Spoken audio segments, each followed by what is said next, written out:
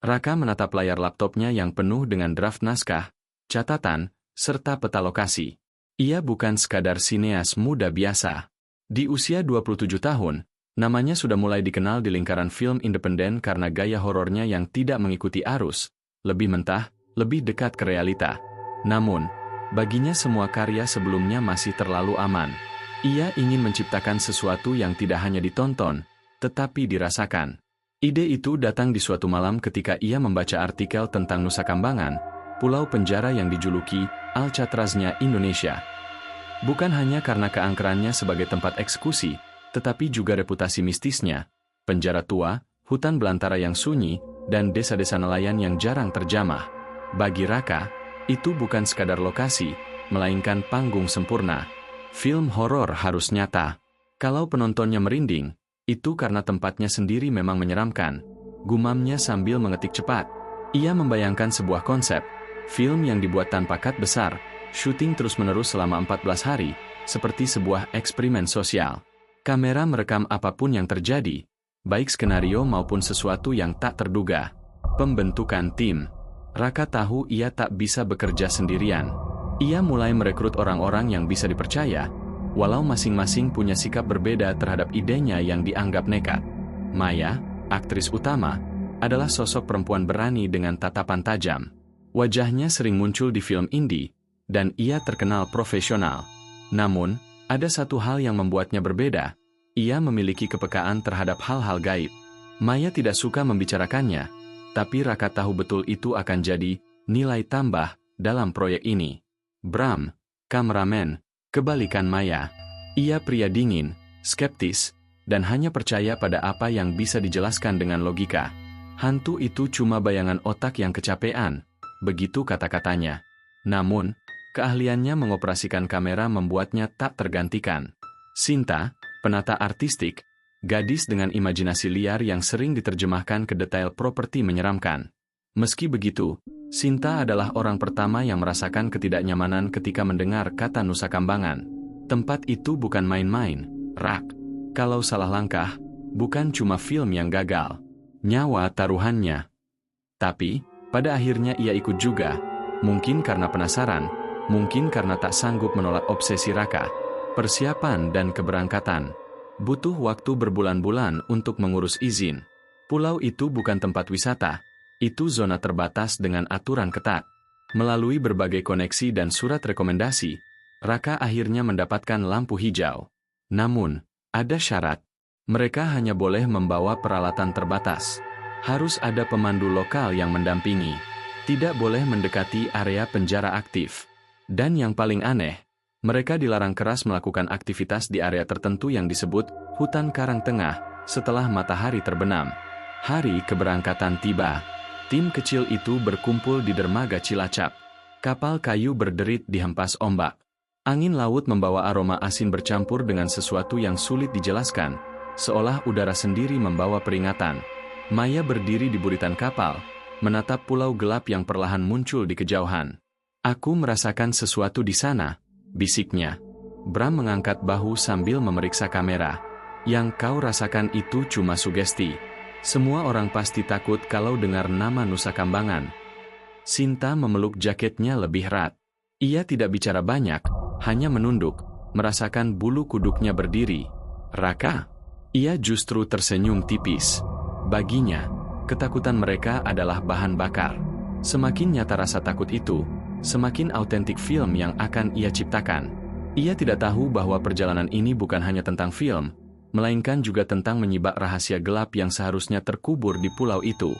Kapal kayu merapat di dermaga kecil Nusa Kambangan. Saat kaki mereka menjejak tanah, hawa dingin langsung menyergap, berbeda dengan panas lembab Cilacap beberapa jam sebelumnya. Langit berwarna abu-abu gelap, awan menumpuk seperti selimut tebal, menutup matahari. Ombak berdebur keras, tapi udara di sekitar mereka terasa mati. "Seperti pulau ini tidak menyambut kita," gumam Maya lirih. Bram hanya menatap sekitarnya dengan ekspresi datar, lalu mengangkat kameranya. Paling cuma efek psikologis. Tempat asing memang sering bikin orang merasa begitu. Namun, nada suaranya terdengar lebih rendah dari biasanya. Pemandu lokal mereka, seorang pria tua bernama Pak Dargo, berdiri diam tak jauh dari mereka. Kulitnya legam terbakar matahari, wajahnya keriput dengan sorot mata yang sulit dibaca. Sejak di kapal tadi, ia hampir tidak berbicara. Saat Raka menanyakan rute menuju lokasi syuting, jawabannya singkat, hanya berupa petunjuk arah tanpa banyak penjelasan. "Kalau kalian memang nekat," katanya dengan suara parau, "ikuti saja saya. Jangan tinggalkan rombongan. Jangan melanggar aturan yang sudah disebutkan. Kalau tidak..." Ia tidak melanjutkan kalimatnya, hanya menatap kosong ke arah hutan lebat di kejauhan. Mencari lokasi. Mereka berjalan menyusuri jalan setapak berlumut, kanan kiri dipenuhi pepohonan tinggi. Hutan itu seakan menutup diri dari cahaya, membuat siang pun tampak seperti senja. Suara jangkrik dan burung hutan terdengar lirih, tetapi ada celah sunyi aneh di antaranya, seperti ada sesuatu yang diam-diam mengamati mereka. Pak Dargo akhirnya membawa mereka ke sebuah bangunan tua bekas lapas yang sudah lama ditinggalkan. Dindingnya retak, catnya mengelupas, dan jeruji besi di jendela-jendelanya dipenuhi karat. Pintu besi besar yang setengah terbuka berdecit pelan tertiup angin. "Inilah tempat yang kalian cari," kata Pak Dargo singkat. Raka menatap bangunan itu dengan mata berbinar. "Sempurna."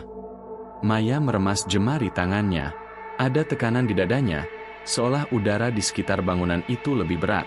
Sinta, di sisi lain, menunduk sambil berusaha mengatur napas. Ia merasa perutnya mual, meski tidak tahu penyebabnya. Bram hanya menghela napas panjang dan mulai merekam kondisi bangunan, meski tatapannya sedikit gelisah. Kejadian aneh pertama. Malam pertama, mereka mendirikan tenda di halaman bangunan itu, menyalakan api unggun kecil. Raka memutuskan untuk mulai mengambil beberapa pengambilan gambar suasana malam. Bram berdiri di belakang kamera, matanya fokus menatap layar kecil. Semuanya terlihat normal. Api unggun, wajah Sinta yang muram, Maya yang termenung, Raka yang penuh semangat. Hingga tiba-tiba, bayangan melintas cepat di ujung frame. "Cut sebentar," seru Bram, mengerutkan kening. Ia memutar ulang rekaman singkat itu. Di layar terlihat jelas, sesuatu bergerak cepat melewati tembok bangunan. Terlalu cepat untuk manusia, tapi bentuknya menyerupai siluet tubuh. "Cuma burung kelelawar," kata Bram, setengah memaksakan diri percaya. "Burung kelelawar tidak sebesar itu," jawab Maya datar, matanya menatap ke arah bangunan gelap di belakang mereka. Sinta bergidik. "Aku merasa ada yang memperhatikan kita." Ia menoleh ke sekitar, dan untuk sesaat ia yakin melihat ada mata-mata yang berkilat dari balik jendela berjeruji. Namun ketika diperhatikan lebih lama, hanya ada kegelapan pekat. Maya berdiri perlahan, menutup matanya sejenak. Aura yang ia rasakan semakin kuat, menusuk hingga ke tulang. "Raka, tempat ini tidak kosong. Kita benar-benar tidak sendiri."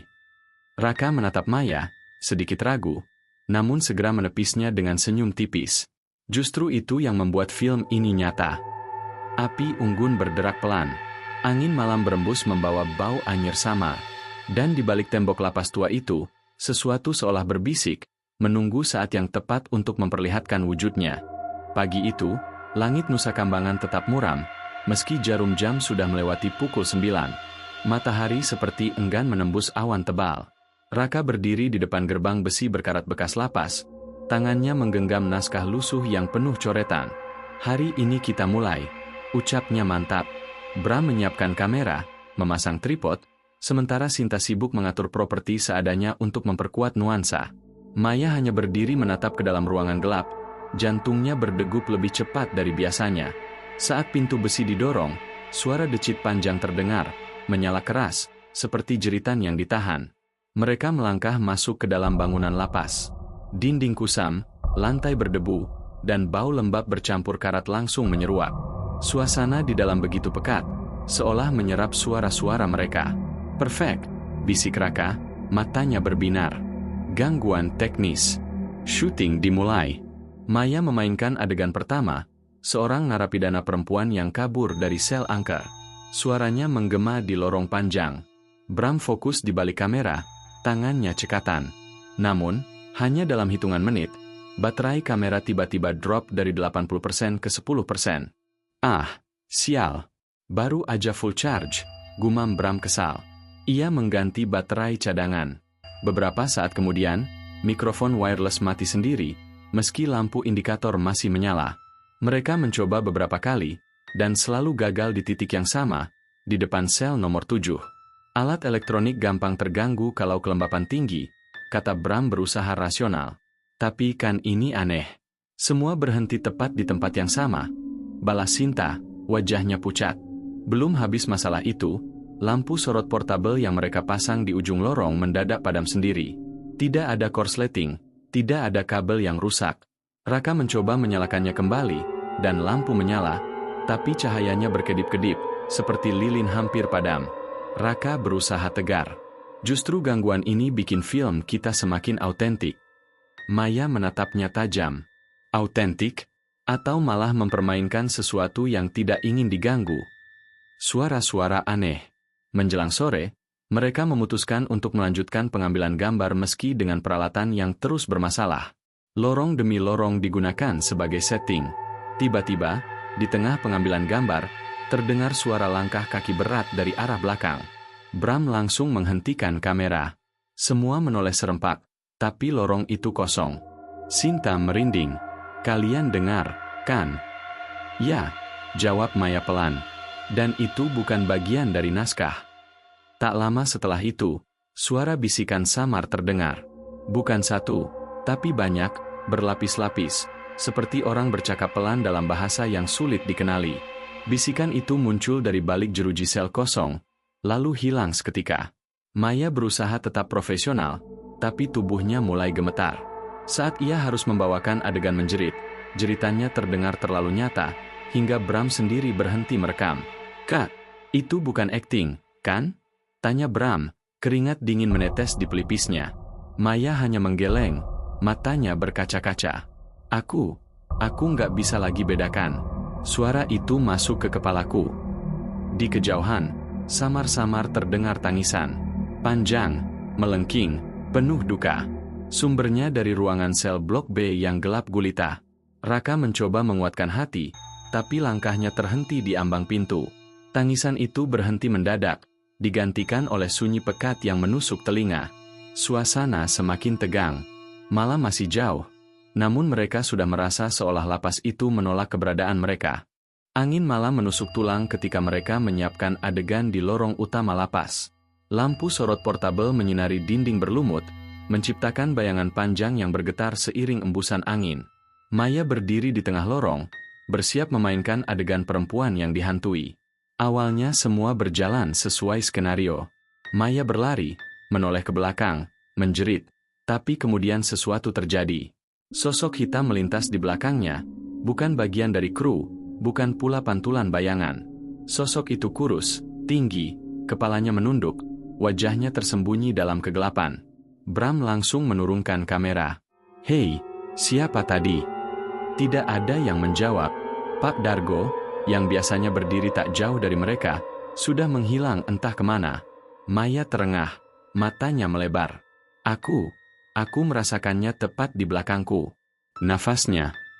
Udara di lorong mendadak dingin, lebih dingin daripada sebelumnya, hingga uap putih keluar dari mulut mereka saat bicara. Sinta mulai paranoid. Sinta, yang sejak awal sudah gelisah, akhirnya tidak tahan lagi. Ia menjerit ketika melihat bayangan berdiri diam di ujung lorong, tepat di balik sorot lampu. Bayangan itu tidak bergerak, hanya menatap. Cukup, aku nggak bisa lagi. Kita harus keluar dari sini sekarang. Katanya gemetar, air mata mulai turun. Tenang, Sin. Itu mungkin cuma kru atau pantulan. Raka mencoba menenangkannya, meski suaranya sendiri bergetar. Pantulan dari mana? Kita cuma berlima di sini, Rak. Aku serius, hentikan proyek ini sekarang juga. Raka menggeleng keras, meski wajahnya pucat. Tidak, justru ini yang bikin film kita hidup. Kalau kita berhenti sekarang, semua kerja keras kita sia-sia. Sinta menatapnya dengan marah bercampur takut. Kau gila. Kau benar-benar lebih pilih film daripada nyawa kita. Bayangan di ujung lorong perlahan menghilang, seperti asap ditelan gelap. Tapi bagi Sinta, itu sudah cukup untuk membuatnya mulai benar-benar paranoid. Setiap langkah, setiap bisikan angin, ia yakin ada yang mengikuti. Masa lalu kelam. Sementara itu, Maya yang mencoba menenangkan diri masuk ke salah satu sel kecil di blok C di sudut ruangan berdebu. Ia menemukan sebuah buku harian tua yang nyaris hancur dimakan waktu. Sampulnya hitam, lembek, kertasnya menguning dan sebagian sudah robek. Dengan hati-hati ia membuka halaman demi halaman. Tulisan tangan berantakan memenuhi kertas. Catatan seorang narapidana bernama Rasim, yang ditahan pada tahun 1970-an. Mereka tidak memperlakukan kami seperti manusia. Malam-malam penuh jeritan, tidak ada yang bisa tidur. Satu persatu teman sekamar mati, tapi tubuh mereka tidak pernah keluar dari sini. Maya membaca lebih jauh, napasnya tercekat. Ada kisah tentang narapidana yang dipukuli hingga tewas, lalu mayatnya dibuang ke ruang bawah tanah lapas. Ada catatan tentang seorang perempuan misterius, disebut si penghuni lorong, yang muncul setiap kali ada tahanan yang sekarat. Yang membuat Maya merinding, kisah dalam buku itu mulai menyerupai adegan-adegan yang mereka rekam untuk film. Seolah naskah yang ditulis Raka bukan kebetulan, melainkan gema dari masa lalu kelam yang masih membekas di tembok lapas itu. Ia kembali ke kelompok dengan wajah pucat. Rak, cerita kita bukan sekadar cerita. Semua ini pernah terjadi. Dan roh mereka masih ada di sini. Raka terdiam, naskah di tangannya terasa berat. Untuk pertama kalinya, tatapan matanya goyah. Lorong kembali sunyi, terlalu sunyi. Lalu, samar-samar terdengar lagi tangisan panjang. Kali ini lebih dekat, lebih jelas, dan suaranya bukan hanya lewat telinga. Suara itu seperti masuk langsung ke dalam kepala mereka, membuat bulu kuduk berdiri serempak. Api unggun di halaman lapas menyala redup, sementara angin kencang bertiup membawa debu dan bau karat. Suasana semakin mencekam setelah penemuan buku harian tua, dan kini bukan hanya rasa takut yang menghantui mereka, tapi juga ketidakpercayaan satu sama lain. Konflik internal. Bram, yang biasanya keras kepala dengan logikanya, kini mulai goyah.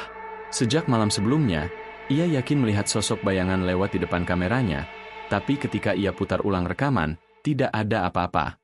Bahkan, beberapa frame rekamannya terlihat seperti dimakan oleh kegelapan, gambar hilang total, hanya suara bisikan yang terekam. Aku nggak ngerti lagi, Bram bergumam, wajahnya pucat. Semua ini bukan sekadar sugesti. Aku lihat dengan mataku sendiri. Sinta menatapnya tajam. Kau pikir aku berbohong dari kemarin? Kau pikir aku cuma paranoid? Bukan itu maksudku. Bram membalas dengan suara meninggi, lalu menunduk sambil menutup wajahnya. Aku cuma, kalau ini nyata, maka semua penjelasan logisku runtuh. Raka mencoba menengahi, tapi suaranya terdengar rapuh. Kita tetap harus fokus. Kamera harus jalan. Kalau kita menyerah sekarang, kita pulang dengan tangan kosong. Kalau kita bisa pulang, sela Sinta getir. Maya dirasuki. Malam semakin larut. Saat mereka bersiap mengambil adegan di blok sel paling dalam, Maya tiba-tiba berhenti. Wajahnya kosong, matanya menatap dinding berlumut. Maya, panggil Raka. Tidak ada jawaban. Tiba-tiba Maya mulai berbicara dengan suara serak yang bukan suaranya. Mereka tidak pernah pulang, tubuh mereka dikurung di bawah.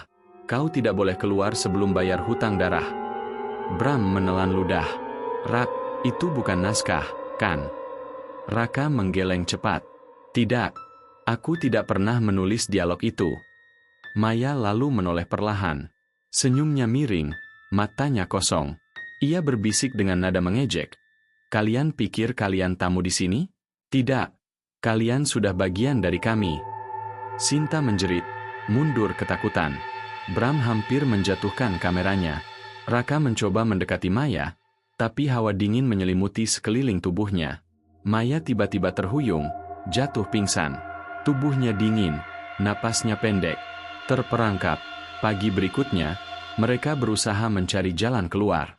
Raka mendesak Pak Dargo untuk membawa mereka kembali ke dermaga. Namun, begitu sampai di pantai, mereka hanya mendapati ombak besar dan badai mendadak. Awan hitam pekat menggantung rendah. Hujan deras turun disertai petir yang menyambar laut. Pak Dargo menggeleng keras. Tidak mungkin ada perahu yang bisa menembus ombak ini. Jalur keluar tertutup. Kalian harus bertahan di sini. Kapan reda? Tanya Bram panik. Bisa berhari-hari, jawab Pak Dargo pendek, wajahnya tegang. Mereka kembali ke lapas dalam kondisi basah kuyup. Perasaan terjebak kini benar-benar menghantam mereka. Sinta menangis terisak, Bram hanya terdiam dengan pandangan kosong, dan Raka menatap langit-langit kusam dengan wajah frustrasi. Maya, yang terbaring di tenda, membuka matanya perlahan. Tapi tatapan itu bukan tatapan Maya. Kali ini ada sesuatu yang lebih dalam, lebih tua, dan lebih mengerikan, menatap melalui dirinya. Di luar, petir menyambar, menerangi bayangan-bayangan samar di balik jeruji lapas. Mereka tidak lagi sekadar mendengar suara. Kini penghuni lama lapas itu sudah benar-benar hadir. Hujan masih turun deras, mengguyur atap lapas yang berlubang-lubang. Petir sesekali menyambar, membuat bayangan di dinding bergetar. Mereka sudah tidak berani lagi tidur di dalam sel, melainkan mendirikan tenda di halaman lapas. Tapi malam itu, bahkan tenda pun tidak mampu memberi rasa aman. Kejadian paling horor. Sekitar tengah malam, terdengar suara benda berat jatuh. Bram terbangun lebih dulu, lalu berteriak memanggil yang lain. Kamera dan peralatan syuting yang mereka simpan di kotak besi, kini berserakan dan rusak, seperti dilempar dengan kekuatan besar. Kabel putus, lensa kamera pecah, mikrofon patah. Siapa yang melakukan ini? Bram panik, matanya liar mencari. Belum sempat mereka menjawab, terdengar suara robekan keras dari arah tenda. Dinding kain terkoyak dari luar, meninggalkan bekas cakar panjang. Angin dingin menerobos masuk, membuat api unggun padam seketika. Sinta menjerit. Di balik kegelapan, mereka melihat sesuatu di dinding lapas. Simbol-simbol aneh yang tidak ada sebelumnya. Terukir kasar dengan arang atau darah kering. Bentuknya lingkaran dengan garis silang dan wajah-wajah aneh. Maya, yang masih lemah, berbisik lirih. Itu tanda pengikat. Mereka terperangkap di sini. Kita yang membangunkan mereka. Raka mulai goyah. Untuk pertama kalinya, Raka kehilangan semangatnya. Ia terduduk di tanah, wajahnya pucat pasi. Ini salah.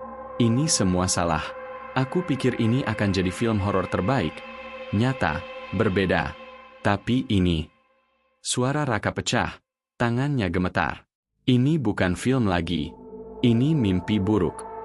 Bram menatapnya dengan amarah bercampur panik. Kau yang bawa kita ke sini, Rak. Kau yang paksa kita bertahan meski sudah jelas tempat ini menolak kita. Raka menunduk, tidak bisa membantah. Ambisinya kini terasa seperti dosa yang menyeret semua orang. Misteri terungkap. Saat semua hampir putus asa, Raka teringat pada buku harian tua yang ditemukan Maya. Dengan sisa tenaga, ia membuka lembaran yang belum sempat dibaca. Halamannya sudah lembab, tapi tulisan masih terbaca samar. Mereka menertawakan penderitaan kami. Mereka membuat drama dari jeritan kami. Setiap kali ada yang mencoba menceritakan ulang, kami harus bangkit, untuk mengingatkan, untuk membuat mereka diam. Kisah kami bukan untuk dipentaskan. Raka menelan ludah, matanya membelalak. Mereka marah, bukan karena kita ada di sini, tapi karena kita menirukan tragedi mereka. Kita menjadikan penderitaan mereka sebagai hiburan. Maya, yang kini setengah sadar, menatap Raka dengan mata yang berkaca-kaca. Kau harus mengakhiri ini. Kalau tidak, mereka tidak akan pernah melepaskan kita. Petir menyambar sekali lagi, menerangi halaman lapas. Di sekeliling mereka, tampak samar-samar bayangan-bayangan manusia berdiri diam, menatap mereka dengan wajah kosong. Bukan sekadar hantu yang menampakkan diri, itu adalah seluruh arwah yang terikat di lapas itu, bangkit bersama rasa marah yang tak pernah padam. Lanjut 15 menit malam itu, setelah simbol-simbol aneh muncul di dinding lapas, mereka berkumpul di sekitar api kecil yang tersisa.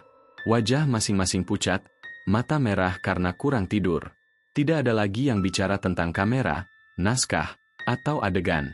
Akhirnya, Raka yang biasanya paling keras kepala, bersuara lirih. Cukup.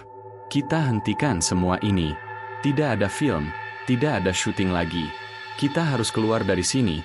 Besok pagi kita pergi ke dermaga. Tidak ada yang membantah. Bahkan Bram, yang dulu selalu berargumen dengan logika, kini hanya mengangguk lelah.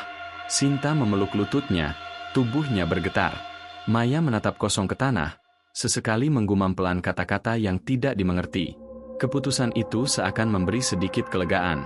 Tapi di dalam hati mereka, masing-masing tahu, perjalanan keluar tidak akan mudah. Jalan keluar terhalang. Pagi berikutnya, badai mereda, dan mereka bergegas menuju dermaga.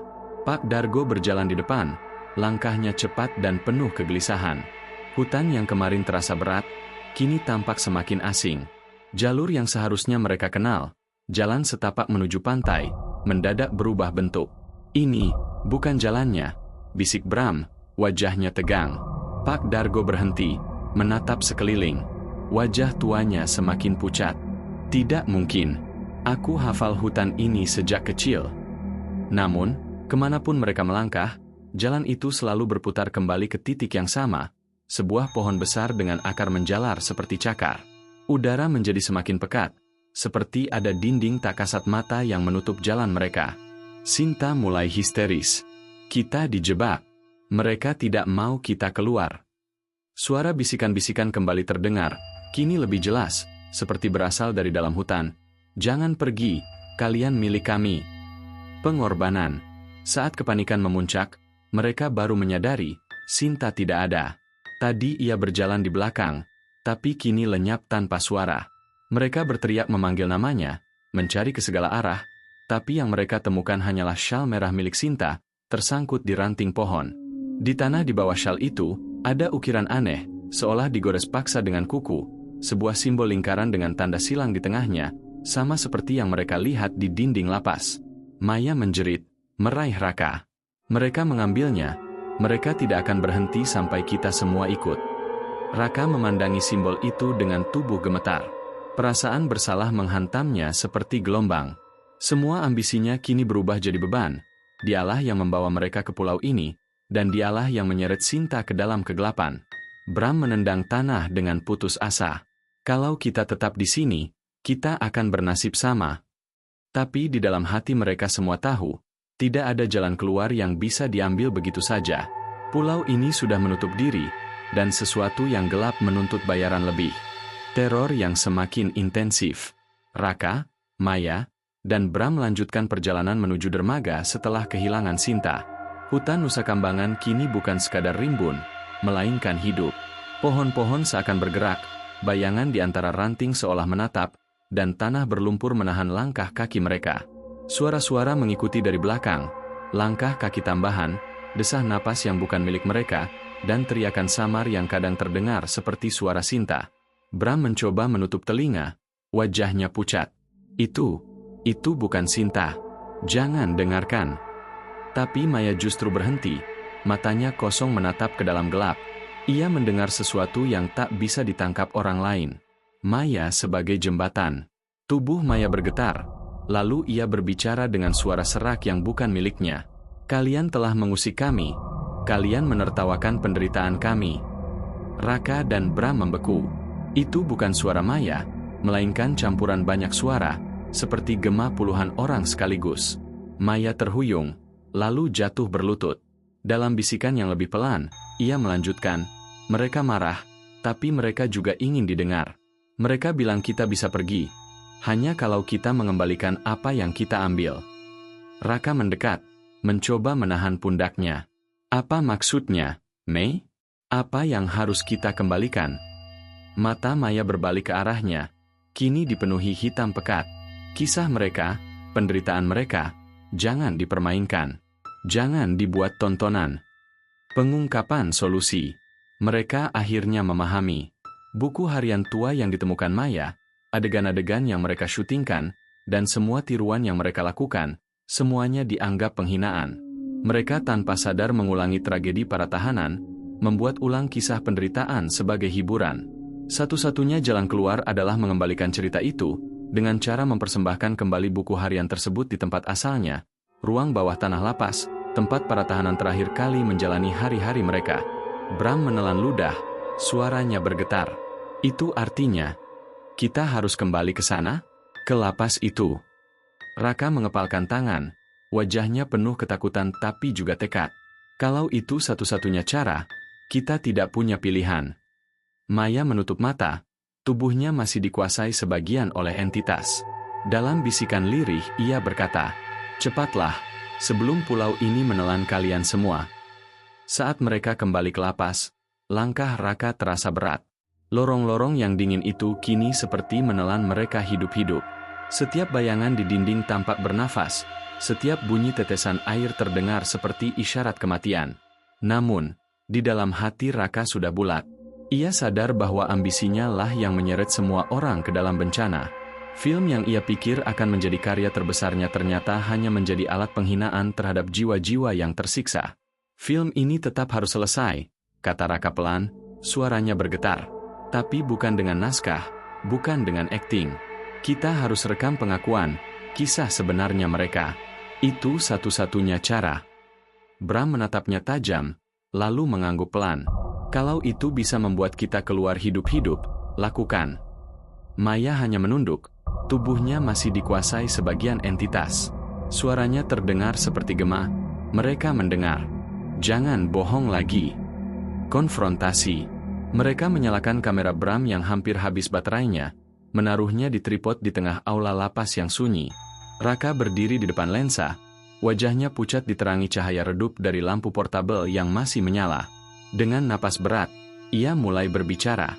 Kami datang ke sini dengan niat salah. Kami ingin membuat tontonan dari kisah yang tidak kami pahami. Kami mengganggu kalian, meniru tragedi yang seharusnya dihormati. Suaranya bergetar, tapi ia terus memaksa diri. Sekarang, kami tidak ingin lagi mengambil. Kami hanya ingin menyampaikan kepada dunia bahwa kalian pernah ada, bahwa kalian menderita, dan itu nyata. Bukan fiksi, bukan hiburan. Maya menambahkan dengan suara yang bercampur milik banyak orang, seolah arwah-arwah ikut berbicara melalui dirinya. Sampaikan, agar kami tidak dilupakan. Raka menunduk dalam-dalam, menahan air mata. Kami minta maaf, sungguh. Kami berjanji akan membawa cerita kalian keluar dari sini, apa adanya. Keheningan. Setelah kata-kata terakhir itu, udara yang tadinya penuh tekanan mendadak berubah. Suara bisikan yang menghantui mereka sejak awal lenyap. Angin dingin berhenti. Bahkan bau anyir yang menusuk hidung seakan tersapu bersih.